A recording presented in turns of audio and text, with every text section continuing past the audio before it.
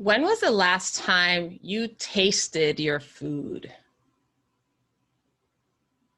The last time that you noticed if it was tart or sweet, or salty, and which part of your body noticed whether it was tart, sweet, or salty. My name is Valerie Hope, and I welcome you to Time to Come Alive. This moment is an opportunity every week that I have a fantastic conversation that helps you and me become more conscious, more connected, and as a result, even more creative. And each week I like to introduce you to a new guest, a friend, someone that I think would also expand our horizons. And today I'm so happy to introduce you in just a moment to that special guest. Before I forget though, I want to make sure that you do not miss a single episode. So if you're not already subscribed to the YouTube channel, make sure that you subscribe below. Or if you'd like to get this straight in your inbox, please go to www.timetocomealive.com and you'll receive a notification every single time I post a new episode. So look forward to seeing you there.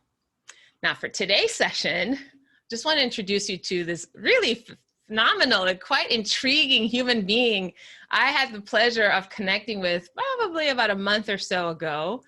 Her name is Momo Nishimura. And Momo and I actually met because she hosted a Zen eating experience on Airbnb.com. And when my goddaughter and I decided to try something new, that's what we chose. And Momo, I have to say that it was probably one of the most fascinating experiences I've had, because you took your time and really helped explain everything that we were doing. You were so generous with the information you shared about this experience. You were also very patient with us. Being in the West, we're probably not as mindful about our eating in general as you have grown up to be.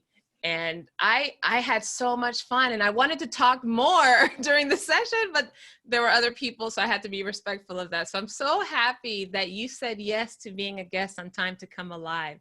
Welcome, Momo.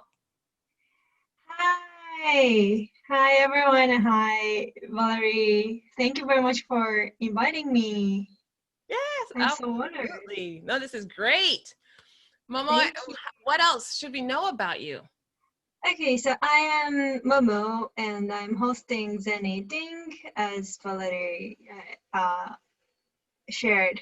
And also I am in Tokyo, Japan now, and I grew up in Tokyo, but I'm originally from northern Japan, and that's countryside, and that's just 3-4 hours from Tokyo, but it's like very, very rich nature and mountain area. So that's where I am originally from, and that's related with my experience as well. Like, experience means Zen eating workshop.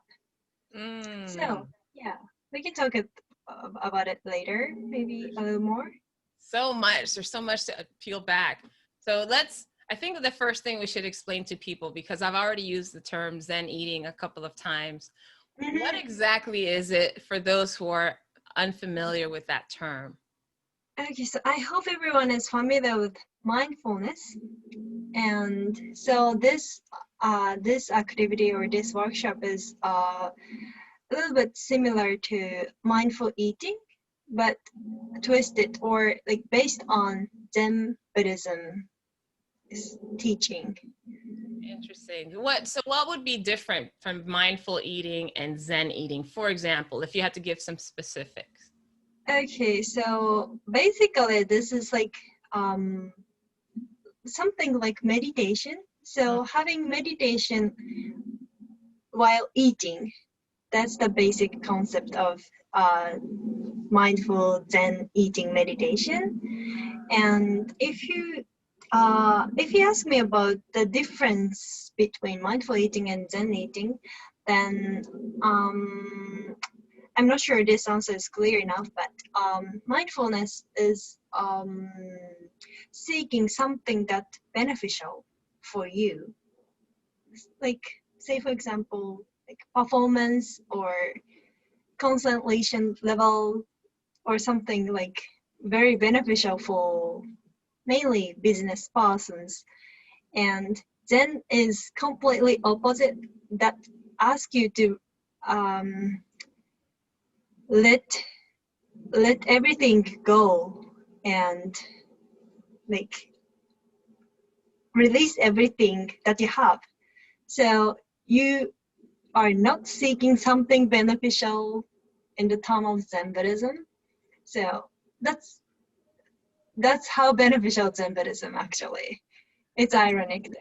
It is ironic, yeah. So it benefits our performance and it benefits our concentration, yet Zen is about not benefiting at all. It's really about releasing any attachment to what one Yeah. gets. It's just being present in the experience. Yes, then you will find a benefit there after Wow. releasing all the attachment. Yeah, you have to release expectation in order to benefit from it. Yeah. Expectation is the right word to yeah. Oh, Really. cool. Now, And go yeah, ahead. and also like Zen eating is more, something that you can practice in your daily life. That's why I like about it. So true. And I have to say, because the experience was so unique and just so a little teaser, we might have a little mini experience here so you all get a taste of what Zen eating is about. Because I think it only makes sense, Momo. But what I found is so fascinating. The experience was only an hour long, right? I think that's what it, but it felt like it felt like it was much longer. One is really?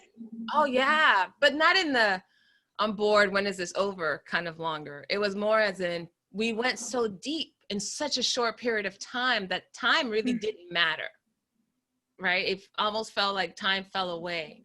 And what I thought was so beautiful about the experience is that you had us come to the session with food already prepared, right? And so I remember being really mindful of finding something that would taste good, even though it was not cold or hot, or, that it could be a room temperature and it would be fine. And I actually, I made a conscious decision, which I never really think about it like this, but I made a conscious decision to bring something that had a little heat, a little spice, because I knew that it wouldn't be hot by the time I ate it, but that the heat in the spice would make me feel like it was hot. Even just what you asked us to do was so like, oh, I had a very intentional meal because of those instructions, which I don't typically think about. And I have food that has spicy, spicy flavors in it often, but this one I made specifically because of your request and what I thought would benefit my experience. Oh, that's so interesting. There's more. There's more. But before we get into more, I'll peel those layers back as we move through the conversation. But tell me more about you and what is it about this style of eating and Zen Buddhism that drew you in? Sure. Before that, I'm a bit afraid of the sound. Okay. Do you hear some sound from my side? Not right now. Okay, then. Is there air? Is there air or something? No, the construction just started. I've started from like neighbors. Oh. And yeah, I'm released. You don't hear anything. Well, there was a little bit of a kind of a rumbling sound, but it sounds so far away. And plus, we're talking about mindfulness and meditative state. So we'll have a mindful conversation and block all the sound away. Yay! Yes. Yeah. Perfect. So, thank you. So, yeah, speaking of my way of eating, what was that question? So, yeah, how did it begin? Why were you drawn to this particular style? Yeah, thank you for your question. So so maybe the two reasons that I have started this experience. First, I have practicing Zen Buddhism and mindfulness for like 8-9 years for now, and I I decided to start sharing my experience with people to help people to by telling people that being mindful is not difficult and being mindful is that something that you can do in your daily life easily. So say for example eating, like meditation while eating is so easy and you don't have to take extra time to practice that. So if you do like sitting meditation, then you have to take extra time. And I personally practicing meditation as well, but I don't do that every day actually. So I discovered someday that I like doing meditation while eating. That's yeah, and I loved I loved cooking, and I love cooking, and I love food in general, and yeah, so that related with my experience now. So that was the first reason that I have started, and well, but I would like to add one more story about that. So I have shared healthy cooking with people first, like a couple of years ago, and that's because my mother had a very what is it, chronic A chronic illness? yes, that medicine can't cure. How do you go? Yes, that's Is good. that English? That's good. Rheumatism is in Rheumatism, English? yes. Mm-hmm. Yes. So like it's not, that dying illness, but that's so painful. And my mother have had that for like more than 10 years from my childhood, and she got better when she changed her diet, her food her food for like every day, and she she quitted eating bread or like sugars, something sweet, and yeah, so she changed her diet to Japanese simplest way. That was, like we our ancestors have like, ate for like more than 100 years ago. So For example, can you give us some examples of what she changed her? You said she removed the sugar and it sounds like the starches, but what yeah, kind of food did she begin to eat? like miso soup and Mm. rice, and not Okay. so many artificial flavors. So Oh, wow. yeah, so like junky food, she quitted junky food as well, and maybe a little bit less quantity. Mm-hmm. So I have seen her dramatic change Really? when I was in like, high school. Like, that the change of her diet, Mm. and so I lived with her in that time. So I changed my diet too, as she changed, because we share table every time. So yeah, so I yeah, that's how I have started be interested in like healthy food, Mm. and how like I felt how food can give some impact to health for us. Wow. So yeah, I just love healthy food in general. Yeah. That's how I have started like thinking about healthy body and healthy food.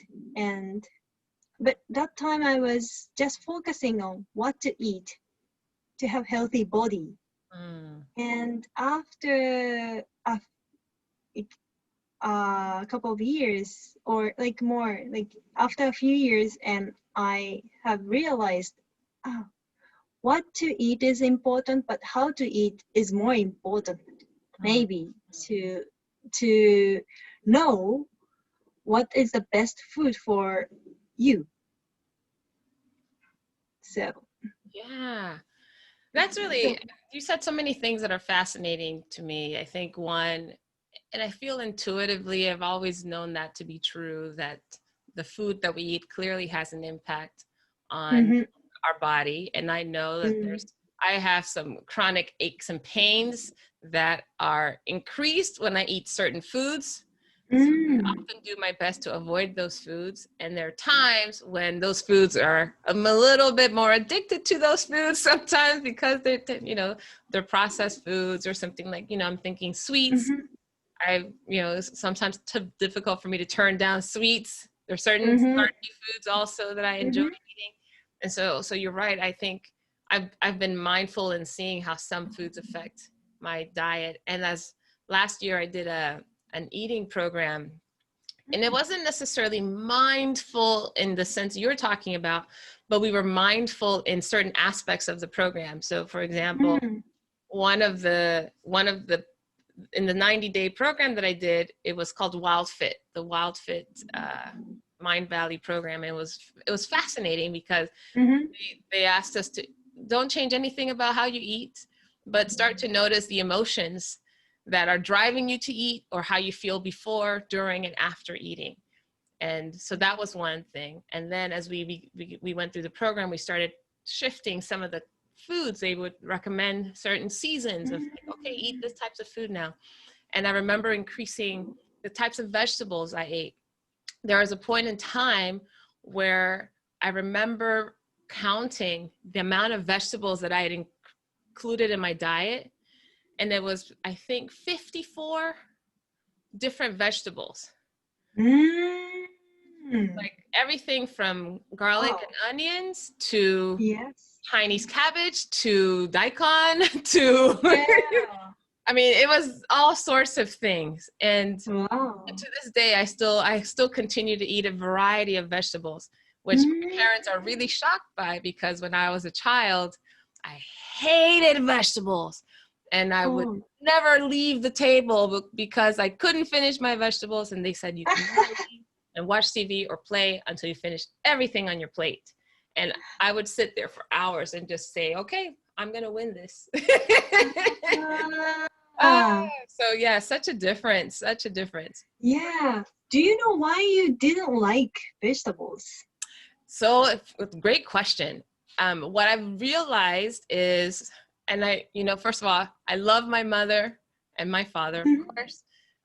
My mother, it's her birthday today, so happy birthday. So I want to acknowledge her for that.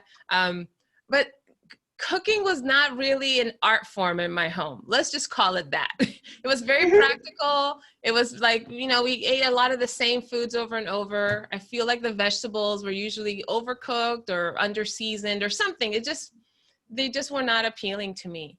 And I can tell you the exact moment that it Mm, wasn't not so much the taste buds, but my attitude about vegetables changed. Two things happened, very important. One is when I started to travel right after I graduated from college. And I mm-hmm. lived with host families in different parts of the world, different countries. And Wow. there was nothing worse, and I saw my peers experience this. There was nothing worse than telling a host family, oh, I don't eat that. Oh, I don't Mm, like that, without ever trying it, without ever tasting it. And I could see how much time and energy and how much pride they had in sharing foods from their home, mm, from their country and mm. culture, that I decided I will try everything because I want to honor the people who prepared it. That was the first thing that I Yeah. noticed in my 20s. That's so respect. Yeah. And then the most recent shift was when I dated a guy from India, actually, Okay. time. And I remember he cooked for me. He cooked and he made a cabbage dish and a cauliflower dish. Wow. And there wasn't anything else. There was no fish or meat or chicken or no poultry, nothing. It was these two dishes. I think maybe rice, probably. And I remember thinking, where is this it? But of course it was our first, like, hey, you made a special meal, so I didn't want to make him feel bad. But then I tasted the cauliflower and the cabbage dish, and it was delicious. Wow. It was so delicious. I was like, oh my gosh, I feel very fulfilled just having eaten this. And so Mm. I expanded what I cooked, and I love cooking like you, and I started to add and find different flavors and spices. I'm finding that my palate is, I like more spices, but not necessarily Mhm. have to be spicy. Mhm. Add a lot of spices to my food, and so Mm. Thai cuisine, Indian or Pakistani cuisine, or Bangladeshi or something, right? Or Middle Eastern or Mhm. Latin foods. There's certain, although Latin foods don't tend to be a lot of vegetables. But anyhow, but I just started to change my idea about vegetables from those Wow. two big experiences. And ever since then, I've just been increasing. Mm. That's so interesting. Like, you changed your diet because you found that you liked it. So Yes. yeah, I like how intuitive you are. It's not something that you refer something that the nutrists say you have to take vitamin B certain amount, vitamin C certain amount, or something. Like, No. we cannot always follow someone's teaching, but you can follow what you like. So I Yeah. like how intuitive you are.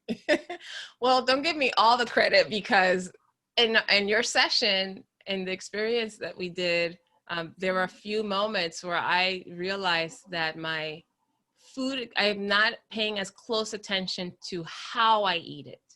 Mm, You said it too, right? You said it's not just what you eat, but how. And the two yeah. things that stood out to me, um, actually, I'm going to wait until I share them, because I think this would be a good time, Momo, to give people a taste of Sure. what we're talking about. And then after that, then I'll share some of the insights that I think Ah, might be helpful. So just another sure. teaser for people to actually hold on and wait and see. But how about we give them a little taste, Momo? Sure. Sure. So yeah, hopefully people have, like, you guys have something to eat, anything like snacks or fruit or like almond, any nuts or anything is fine. Mhm. So grab something to eat, and yeah, let's begin. Perfect. So Well, so I got to tell you what I brought to eat. And yeah. the irony is that we've been talking about healthy foods. I don't really eat healthy food. I have some guacamole, which is okay. Yay. That is not too, I have an individual pack. I'm opening it. This is for the ASMR people. Just opening my, you can't really hear it, but, and then I have some lentil chips that I'm going to Oh, use. lentil chips. Yes, lentils. Wow. Yeah, that I'm going to use for the guacamole. So I'm Yes. ready. So Yeah. everybody listen, if you are listening to this or watching this, go find something, like Momo said, even if it's a snack, something small, but I'd like for you all to follow along in the experience. You get a taste of Yeah. what she does. Yeah. It will be fun. It will be fun to join, not only listening. Yes. So yeah, let's begin. So yeah, relax your body, open up your body, and yeah, you can shake your body or sway your body and centering you. Now take some deep breathing. Exhale, full breath out through your nose. Inhale through your nose. Chest widely open. And exhale, release all the tension that you have in your body. Now you are relaxed.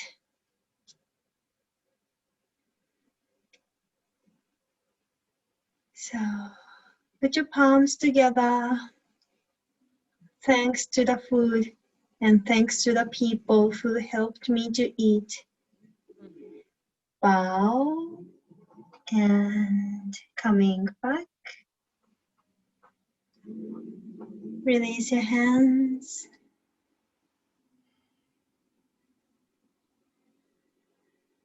Let's begin. So for the first bite, I'd like you to observe the food before start eating. Please start observing the food with your eyes, with your nose. You can move closer and deeply inhale. Imagine the taste by smelling it. Listen to your body.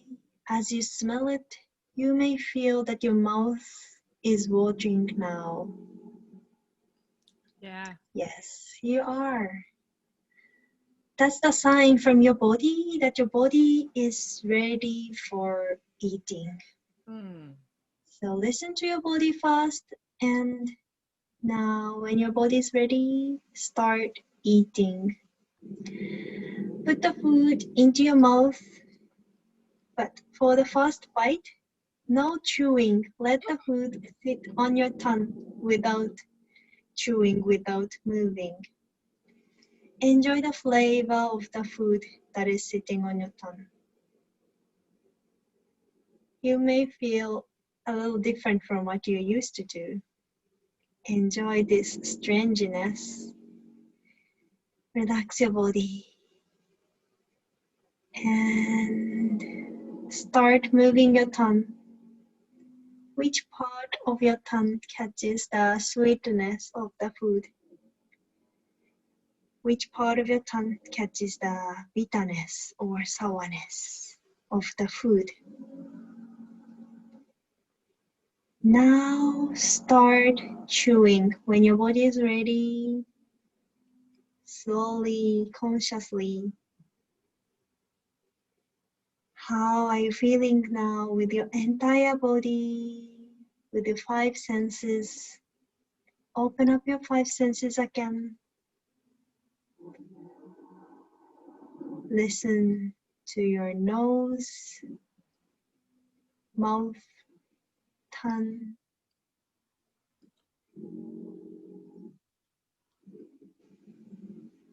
Feel the food is passing your throat, then swallow the food mindfully. Take your time. Food is passing your throat, down, down, down, into the stomach. Enjoy the aftertaste. Now you may feel that your mouth is watering again. That's the sign from your body that your body is ready for moving to the next bite. Slowly put the food into your mouth and you can start chewing, or you can pause a little bit if you'd like to. Enjoy being in the silence. Listen to your body.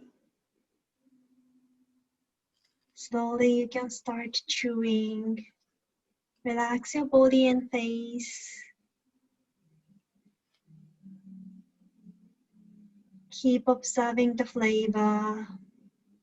For this bite, I'd like to invite you on a journey of the imagination. Can you imagine where this food is coming from? Where this came from? Imagine the environment.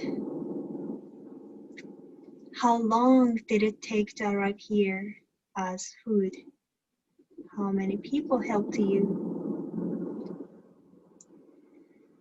Feel the connection and swallow the food with feeling the connection, the circle. Enjoy the aftertaste. You are connected with the food that you're currently eating. You're connected with the environment, with the farmer, connected with everything. Feel that you are in a beautiful circle. And listen to your body. When your body is ready, move on to the next bite. So if you continue, you can continue, enjoy like eating in silence. But the session is, mini session is over here. Yeah. So thank you very much. Ah. Yeah, Arigatou hope you enjoyed it. gozaimasu. Arigatou gozaimasu. Oh. You know what was interesting about that? A few things just in this mini experience. You know, when you said to reflect on how or where the food came from to get here, and I thought, oh, I have so many, you know, these are both quite processed foods. So it actually made it harder to imagine, like, oh my gosh, the amount of, like, I don't know, to make lentil chips. Somebody has to grow the lentils, but by the time it gets to become chips, so much has to happen to that. It's not just harvested and put in a can, right, or a bag. It's like, oh my goodness. So that made me a little bit. I felt a little guilty. I think I felt a little guilty because. Yeah, that's interesting. Yeah, like one, I don't know where it really comes from or what is in it that now I have, like you said, you complete the circle, right? It's a cycle with eating it. That's one.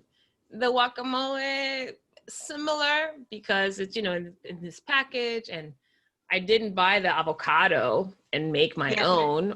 I bought it already packaged. So again, all the different pieces and people that had to have a part in it.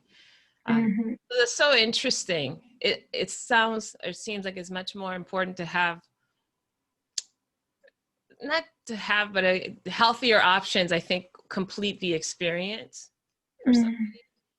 When I did this with you a month ago, I actually created a vegetable dish that I love with, I think it was cauliflower and cabbage. Imagine that. in a different preparation than my ex, but it was something that I really enjoy eating. So it was only vegetables.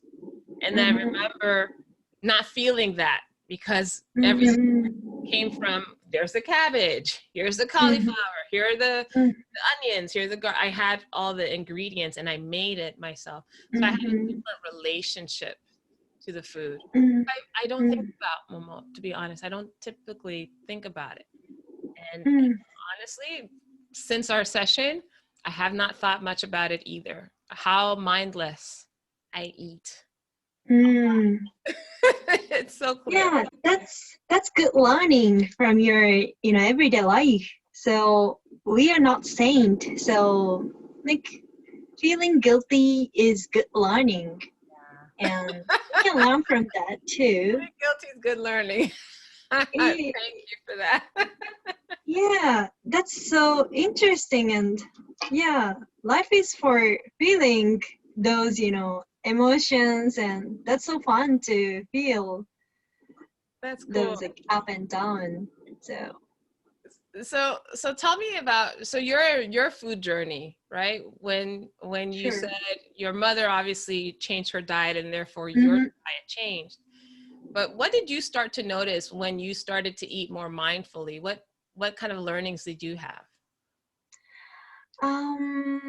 Well, I talked about my grandparents' life before, I would like to talk about it here too. Please. So yeah, my grandparents are living in the like, very countryside, and they have a mountain. So my grandfather, it's indulgent, but he has a mountain and he owns a mountain. So he goes mountain every day. He's 85 or something now, and he's so healthy, energetic person. And I think he exchanged energy with mountain and the nature. So that's why he's so energetic. And what I respect their life about is they respect nature, and they take blessings from nature. So means like they always take wild mountain vegetables from like huge wild nature. So the point is like they are wild, not harvested by someone. So it's not farm. So it's like wild vegetables. So energetic. So I can't explain enough how energetic the wild food is. So you can know, you can see where that originally from, like where the food came from. Like you cannot imagine where the guacamole came from, but you can imagine like how this food grown. Like Nice. so I just loved being in the mountain of his like, of my grandfather. And I just love the rich life in the nature. So I that's yeah, that I have started like my food journey maybe. Mm-hmm. So, Yeah. And so you've learned from the energy of the food, right? yes, Whether it's yes, harvested, whether it's grown wild, that makes a difference. I'm yeah. curious about what did you learn about yourself as you were eating some of these foods? What did you notice? You asked me to think about the sensation in my mouth, or Mm-hmm, you asked, how when it's going down to my stomach. So I'm curious about mm-hmm. what things you notice when you eat like this. Okay, sure. So basically, I am not following anyone's direction or anyone's method. Mhm. So all those, triggers that I gave you now was taught by my body. Mm. So someday I discovered that my mouth start watering after a few moments of fast bites, and when I don't like that food, then my mouth doesn't water much. So all of those things are taught by my body. So I am always asking to my body. So my yeah, your body is your teacher. So my body is my teacher. So that's how I discovered. That And but it's it's more important how to listen your body. Mhm. So yeah, that may be based on Zen Buddhism. So when Mm. you are when you are in silence and in peaceful state, then you can listen to your body. But if yourself is so noisy in your mind, then you cannot listen to your subtle whisper from your body. So Mm. that's I just love what you just said. I think, what's helpful to me now that I maybe mhm, 3, 4 years ago I would not have noticed. I do practice meditation uh, mhm. every day, and it's been, I would say, 90% of the time, right? I miss every It's a once in a lot. while, but it's a lot. Yeah, generally I aim for 30 minutes, sometimes longer, depending on the amount of time I have. So two things you said that I think were important. One is that I have to take time to meditate. I schedule Yeah, time, yeah, right? And so you're right that I create additional activity in order to do that. yeah. You sometimes you have to hurry for making extra time for meditate. So you make yourself busier. I do that too. No, I eat fast to meditate longer. Exactly. That, yeah, exactly. Yeah, so there's so many things I think is interesting, but you're right about being quiet and peaceful allows us to hear. I noticed the when we did our session the first time, I actually sat at my dining room table, which happens to be a high table. It's one of the Yeah. pub style, they call gathering tables with high chairs and high table. And I've had it for 10 years and I love my Yeah. table, just beautiful table to me.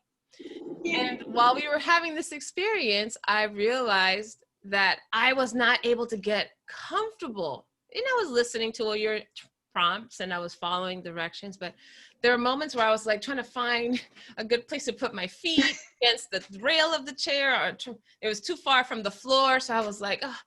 And I just had this moment when I realized, oh, part of the problem is maybe not creating enough space and time to eat is because it's not comfortable to sit here. I'm not comfortable at my table long enough to eat mindfully. So I blame it on my table. It's my table's fault that I'm not able to sit. But I also think having That's funny. it was fascinating. And you said another thing that really intrigued me, that Mm. the mouth starts to salivate when it's ready to eat. And Mm. until you told me that, the first experience I had, I did notice that prompt from my body that said, hey, put in the first bite. And I did notice that this time my Mm-hmm. body did not salivate as much as the first time. Oh, wow. So there we go. Guilt, not salivation. Sorry, lentil chips. Yeah, but we always eat, say for example, lentil dip and guacamole without consciously, subconsciously, we are uncomfortable, but without feeling that uncomfortableness, we eat it. Yeah. So this is good reminder for us to pause. Yeah. Oh my goodness. All right. So I want to talk about something you shared. There are two things that you shared with me that I thought were pretty interesting. You've traveled quite a bit yourself, right? Yes. Yeah. Where have you Over. traveled to?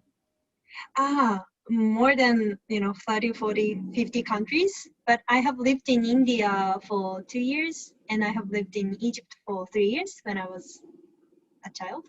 Awesome. So 40, 50 companies, countries, sorry. I know I've traveled, I think 31 right now. So I'm working on it. I'm working on it. But tell us, how has the travel you've done and the places you lived, how has that informed your Mm-hmm. eating? What have you noticed? Thank you. Yeah, thank you for the question. So yeah, first India. I have lived in India for 2 years when I was like 20, 24 to 26 or something. Mhm. So and I realized how my taste is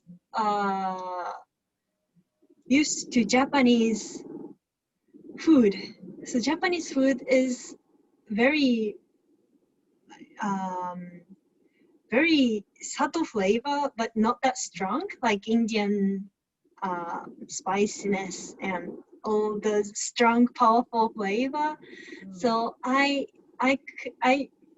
came to know that my body can't digest those strong taste. So I had stomachache a lot, not only because of like hygienic problem, but also the spiciness and all oily food. So my body told me that uh, mm, my body told me that I can't digest those strong food. So Oh. And yeah. what happened? What did you do? Well, I tried to find better food in India. So so India like there are porridge in Indian food as well. So I always ordered porridge when I have to. Porridge. Mm-hmm. Yeah. So Wow. those were the options that I could choose. For 2 years, Momo? Yeah, Wow. that was amazing, eye-opening experience. Oh, I can imagine. And so, what about when you've traveled to other places, other countries? How does that inform what you eat and how you eat? Mm. Well, I um I came to know how complex Japanese flavor is, and like say for example, maybe you know about umami flavor. Mm. So that was discovered in Japan, I think. So because umami is Japanese term, and yeah, so um yeah, when I was traveling all over the world, I I sometimes felt like very bored to this food and less variety. Mm. Maybe that's because I'm so familiar with Japanese food. So So you were yeah, limited. You were limited in what you could eat.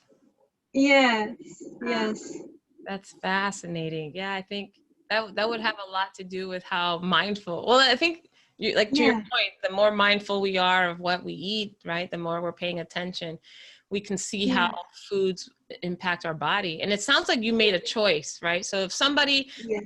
put in front of you food that you knew or your body knew that it would, Mm-hmm. well, how did you react? Like, what would you say? Um, well, I tried. You would, okay. Yeah, sure. But I realized that after eating some sort of like daily dairy food like yogurt or Mm-hmm. cheese or something, Mm-hmm. then my tongue is coated by those yogurt or something, Mm. and I can't taste well after eating those dairy. Wow. So that what I realized in India maybe. Mm. So because we Japanese are originally vegetarian, so we don't eat those yogurt and all so much Mm. in our culture. Of course, we eat more than in our life, but Sure. but yeah, my body doesn't digest those food well, and I cannot taste after eating those, coating Wow. food that coat my tongue. That's your tongue. That's yes. So then I cannot taste anything subtle Mm. after eating those food. So Interesting. that was good teaching. Very good teaching. I have one last experience that I thought would be interesting to discuss. I spent some time in Tokyo a few years ago Mm-hmm. in Mm-hmm. Okinawa, and I remember having a meal. There are two meals that I remember very distinctly. Mm. One is when I went to Hiroshima, and it's I can't remember what it's called. Oh, Okonomiyaki? Pancake? it wasn't a cake. It was like it was done on a grill, vegetables and maybe rice or potatoes. I can't remember exactly. It's very typical. Oya misu. Uh, Okay. it's very typical for that particular area. But I remember the restaurant I went to was very well known for this particular dish, and the gentlemen that were cooking it were so excited. I think because I was an American and then I'm black, so there are very few people that look like me, and but they were so enthusiastic and so excited, and everybody would watch me eat Ah, it. ah. I was eating, they would watch, and that's to make sure I enjoyed it, and you like this, and in whatever English and little Japanese I knew, we communicated something. So that was a one where I felt so cared for, right? So cared Mm. for in my enjoyment of food, and it was like a local dish. It wasn't a fancy meal, but it was Mm. that was made, I think, with such joy and such Yeah. care that Oh, sounds so was special. so special. Yeah, it really was. And I was there by myself. And so it was really interesting just to observe how excited they were to make sure I was taken care of. That was my first experience. And then the second one that stood out to me is I had a meal at the Grand Hyatt Tokyo. And Mm. that's the hotel I was staying in. So shout out to the Grand Hyatt Tokyo team. They were so nice. But it was so special because I ate at the I don't remember the name of the restaurant. I have terrible memory when it comes to those things, but it was the teppanyaki, the Mm-hmm. teppanyaki, right? Teppanyaki. Yes. And again, I was there by myself, and so I sat in front of the chef as he Mm-hmm. was preparing. First of all, the grill was pristine. I Mm-hmm. thought I was the first one there because it was so clean and clear. Mm-hmm. And every step, I just was so enthralled with how meticulous and how precise and how Mm-hmm. simple the food was. It was the most expensive meal I've eaten. Mm-hmm. And it was the most delicious in its simplicity. Mm-hmm. The- Simplicity. yes, it was several courses, but I just remember again it being prepared with such care and such Mm-hmm. attention to detail and how it was served. And so I felt compelled to also eat it with the same intention, right? Mm-hmm. Like as simple as it wasn't large portions. They were very small portions. Mm-hmm. And I remember just feeling, okay, I got to soak up every moment. So I just want to bring that out because it seemed to me that the way in which a meal is prepared also influences how we consume the meal. Mm-hmm. And so I'm curious about your thoughts on that. Yeah, what are your reflections on how food is prepared and how that influences the eating of it? Mm-hmm. Oh, yeah, thank you. Yes, that's great intention actually, and that's why I liked that's why I shared cooking with Mm, people. So I have shared healthy cooking, and yeah, that's definitely um has connection with eating, but um but in the other way you can think so this is what I like about Zen Buddhism as well, but Zen teaches us to um don't to not uh, not paying attention to how expensive the ingredient is, or how how cheap it is. So hmm, it's, or how rare or whatever. common. So Okay. yeah, so it can be anything like lentil or cabbage, or it can be like foie gras or caviar or something. Mm, It's same value. They have same value. wow. So Oh, you can't evaluate from how rare it is or how expensive it is. that is, and that's a really interesting distinction because although in my experience of paying for a meal that I thought, oh wow, the ticket is Mm-hmm. a lot higher, Wagyu beef and I don't even know something en papillo, like it was very sophisticated courses, but I spent probably the same amount of time I would have spent in any other type of restaurant, even if it weren't Mm-hmm. necessarily that level. And I would have, and my body reacts to the food that I put in it, and then doesn't know, oh, you're eating really expensive food right now, so Mm-hmm. it doesn't distinguish between that. So that's Mm-hmm. fascinating to think about. Food has the Yeah. same value. It's what our body decides to do with it. Yes, exactly. So that's how you listen to yourself, not someone else. Or Mm. so your yeah, your inner self is deciding how you feel, not outside, like circumstances. You said something before we started today about laughter. I want you to say that Ah, again because that was so brilliant. okay, yeah. So yeah, we were talking about like connection with body and mind, Hmm. and what I was talking to you was you're laughing not because you're happy, you you uh, you become happier when you laugh. What Mm. was that what you said Yeah, in yeah, I English? said that. Yes. Yeah, yeah, Yeah. yeah. That's so true. And I think you just said the same thing about food, right? Our inner Mm, experience is what yes. drives our emotion, not the Yes. external. So it's not that we see something or that we are happy, therefore we produce. There's plenty of ways. Some people are happy and they cry. Some people are happy and they're yelling. Some people are happy and quiet. But you're right. So laughter produces more chemicals that contribute to happiness. But that's an inside job. Exactly. Inside job. Exactly. Whew, man, Momo, I could talk to you all day about this. You have Yes. been absolutely captivating in this experience and what you've shared. And I would love for people to know how they can connect with you. So can you share with us if there's any particular workshops Sure. that you're doing or any of the work that you can tell us about? Sure.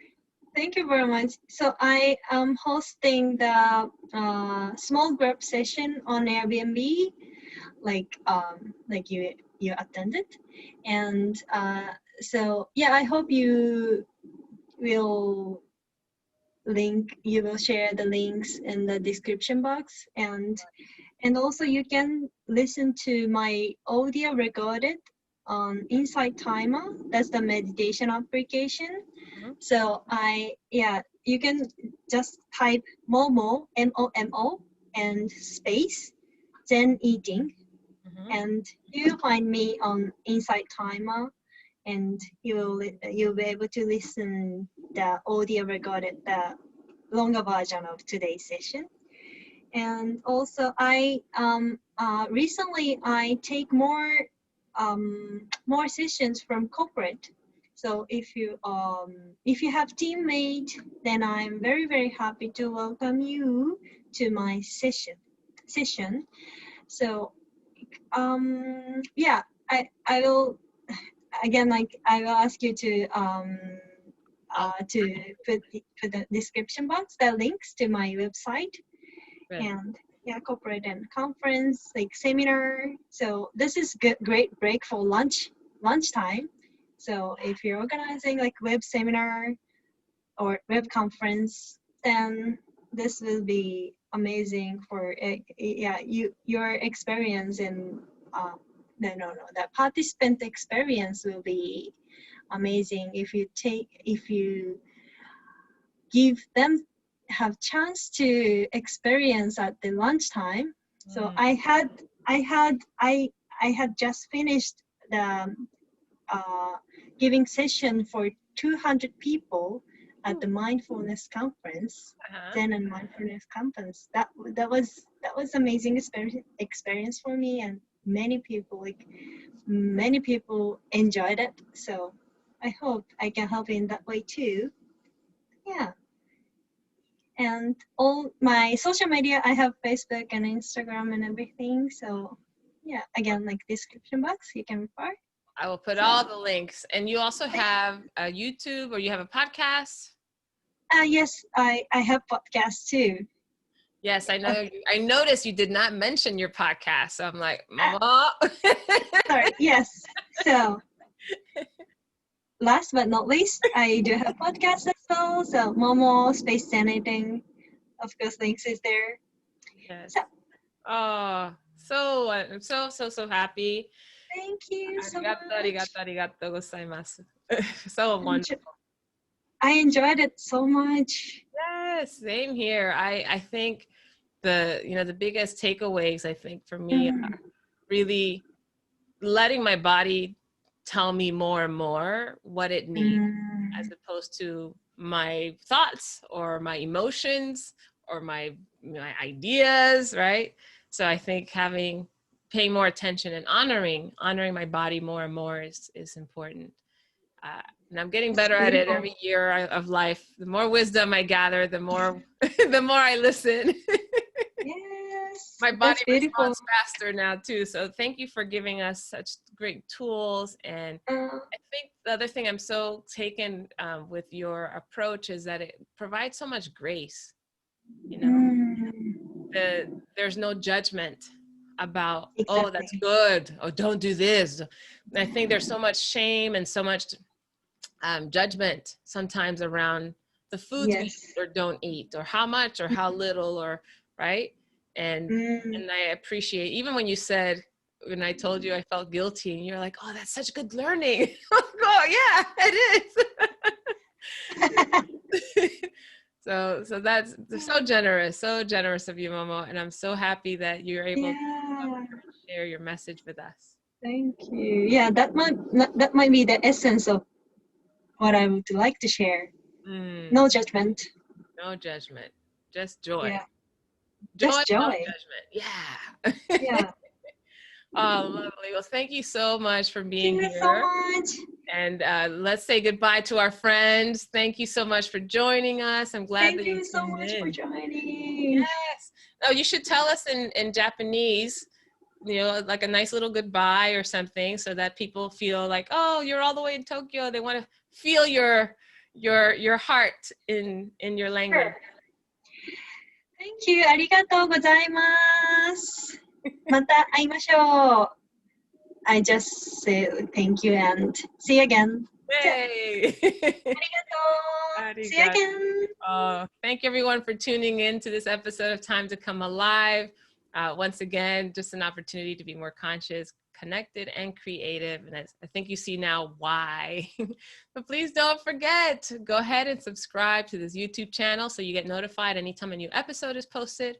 Or you can also go to www.timetocomealive.com and subscribe so that you get an email right in your inbox every time a new episode is posted as well. Thank you all so much for joining us today, and I hope you have a wonderful rest of the day.